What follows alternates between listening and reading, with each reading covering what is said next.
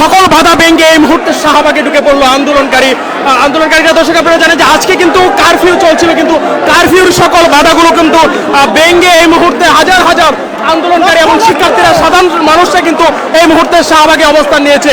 আপনারা দেখতে পাচ্ছেন যে শাহবাগে কিন্তু এই মুহূর্তে কিছুক্ষণ আগেও কিন্তু এখানে পুলিশ এবং বিভিন্ন বাহিনীর দখলে ছিল, কিন্তু এই মুহূর্তে সাধারণ যে শিক্ষার্থী যারা রয়েছে, আন্দোলনকারী শিক্ষার্থী যারা রয়েছে, তাদের দখলে এই মুহূর্তে রয়েছে শাহবাগ।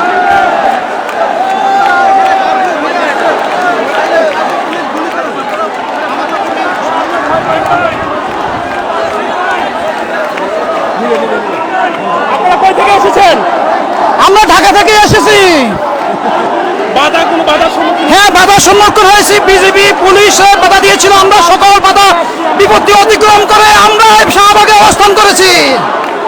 দর্শক আপনারা এই মুহূর্তে দেখতে পাচ্ছেন যে হাজার হাজার শিক্ষার্থী, সাধারণ মানুষ কিন্তু এই মুহূর্তে শাহবাগে অবস্থান করছে। আপনারা জানেন 2টা নাগাদ জাতির উদ্দেশ্যে সেনাবাহিনীর প্রধান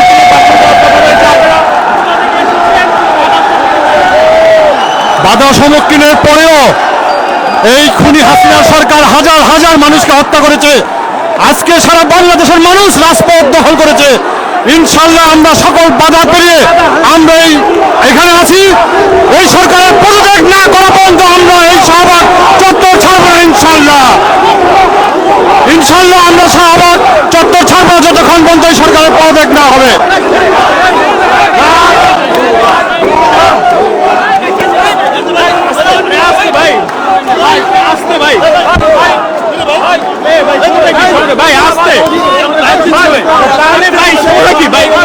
লাইভ দিচ্ছি তো ভাই, আরে ভাই নামে ভাই লাইভ দিচ্ছি তো রাজু ভাই,